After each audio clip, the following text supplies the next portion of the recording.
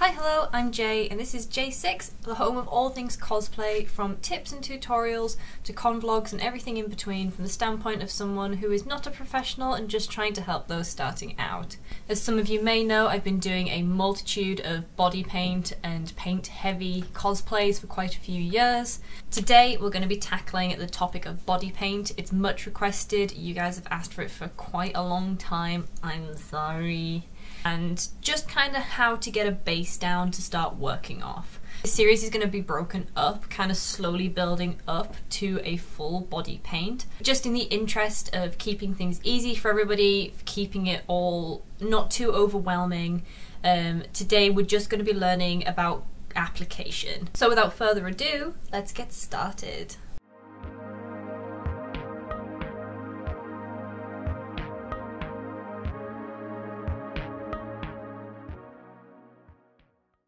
Started on your body paints today, you are obviously going to need a body paint. I'm going to be using red today just because it's going to show up easy. You're going to be able to see any streaking, any sort of marks, anything like that, anything that needs repatched. It's just an easier colour for me to show you today.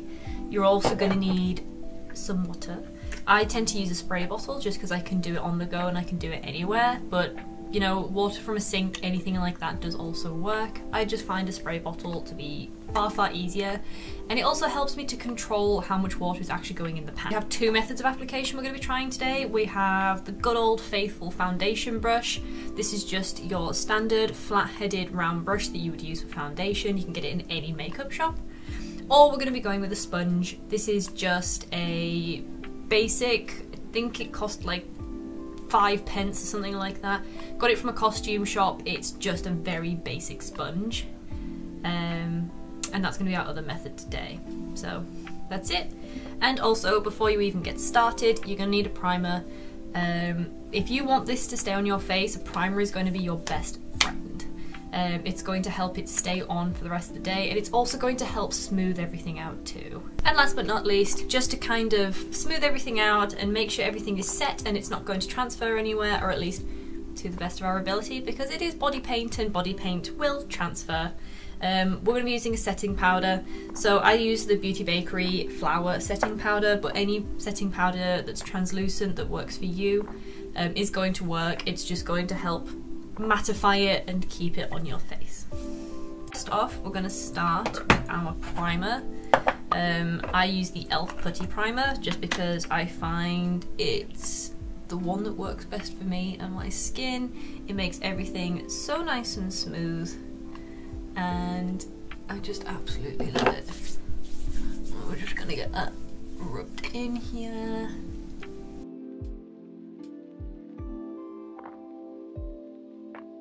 I did also, before I went in, go over my face with a cloth and some micellar water just to make sure that there was no makeup residue.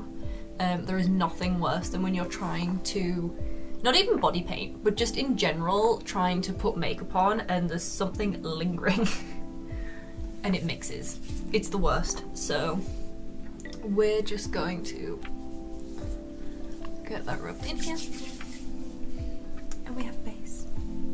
For our body paint, so I'm using the Mehron Paradise Paint. I'm using the shade in red. It comes in a pan. You can get it in multiple different sizes, and you can also get these in palettes. I personally prefer Mehron just because I have quite sensitive skin, and products like Snazaroo unfortunately makes my skin quite itchy and quite burny, so I personally cannot use Snazaroo.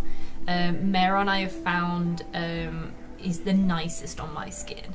And it can also feel a bit hydrating, it's not too clogging. But that's just kind of my personal preference. I'm also using water activated paint today, just because it's what I personally use. But in a future video I will tackle the differences between creams and water activated and grease paints. So stay tuned for that, but not today. We're going to be covering it with water activated. So all I do is I take my spray bottle and I just spray 2 little globs. Now you can use either the brush or the sponge depending on which method you're actually going to use to apply. I'm just going to use the brush to mix it up today just because I'm going to draw a nice line down my face. No, it's not quite enough, so then I'm going to put another spray in there and just mix it up until you've got, you can't really see it too well, but what you want is actually quite a thick texture. And it's gonna really stick to that brush. If you don't want it too thin, the thinner it is, the harder it's going to be to get some cohesive like layers, just because it's gonna try and water into itself. It's gonna be thinner. You want it as thick as possible. So I'm just going to draw a line down here just so I can show you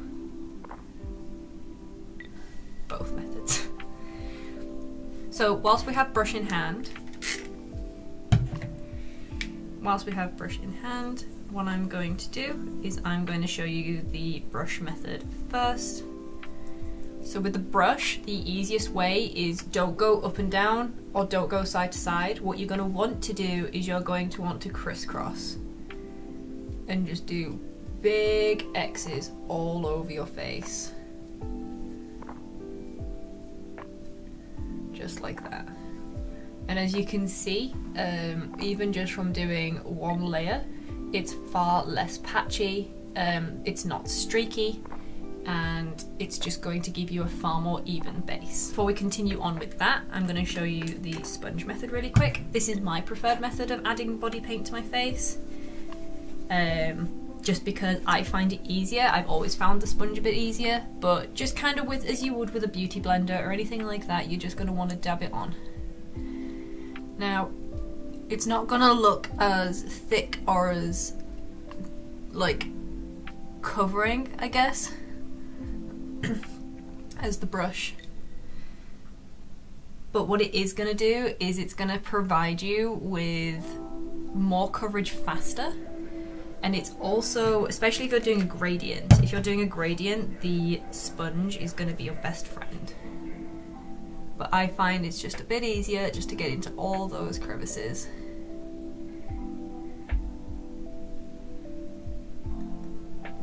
Just like that.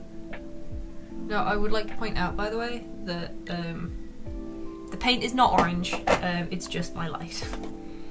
So yeah. So as you can see, so that's our X's that's on with the brush. And then this is our sponge, which is just, you know, padding it on kind of as you would foundation or anything like that. So I'm gonna just go in here and finish off both sides of this face so we can see how they look together.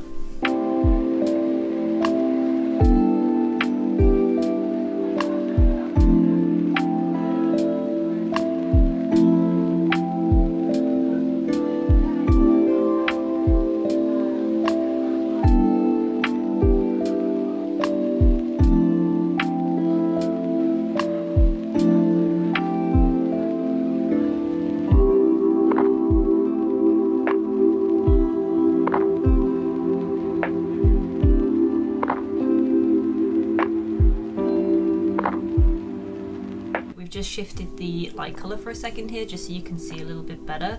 So this is our sponge side here and this is our brush side here. As you can see, just from one layer of each, the brush is a little bit streakier in comparison to the sponge. This is just because the sponge has more opportunity to kind of layer over itself as you're patting it on, whereas the brush, because you're kind of just crossing it and things, it's got more room to be that little bit streakier. Also, the red on the brush is just slightly more pigmented here than it is on the sponge, just because it's got less distribution. It's more kind of kept in the areas that you're putting the brush, whereas with the sponge it's covering, you know, less paint is covering more areas. So I'm going to go in and do another layer here, just to try and tidy up those streaks, and once everything's a bit neater, we'll come back.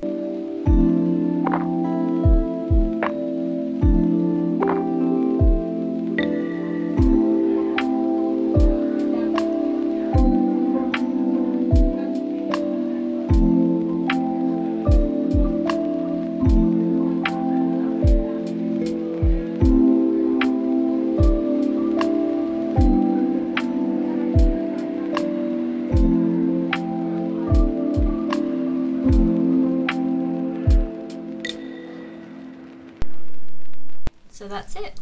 So as you can see, this is my personal preference, of course. I find that the sponge gives a much more airbrushed sort of look to your face. It's a lot less patching, it's a lot smoother, whereas the brush, whilst it is fairly smooth, and my skin texture also would help, there's slightly more unevenness here with the paint colour.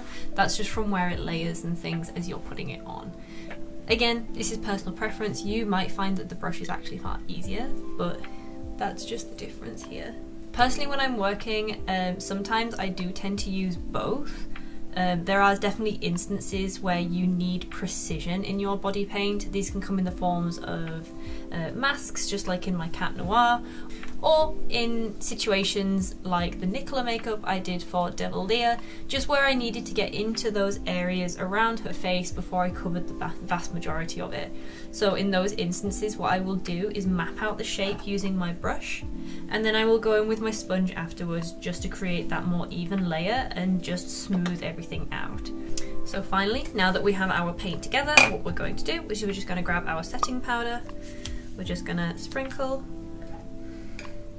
a little bit in here, just in the lid. Take a big old fluffy brush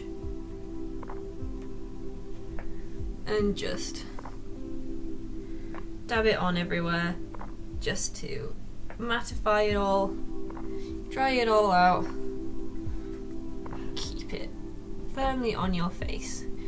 If you're using eyeshadow or anything to contour this as well, that will also help to pat it all down.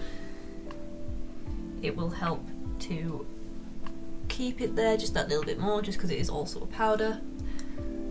But just going in with the setting powder as well is just going to make sure that it stays and there's less chance of transfer.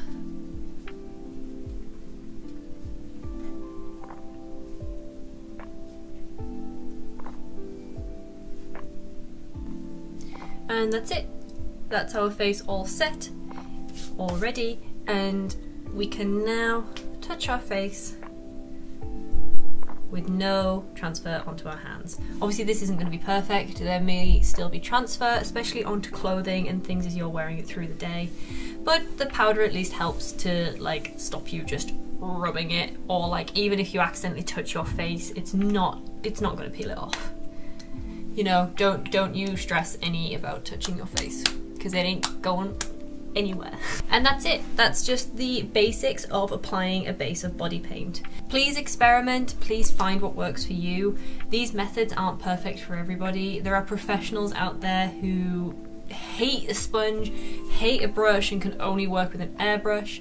But for kind of beginner level, I really highly encourage you to get used to either the sponge method or the brush method, just because it's easier application, it's far more affordable, and you know, it's going to take far less time on a calm morning, and we all know how much we prefer sleep.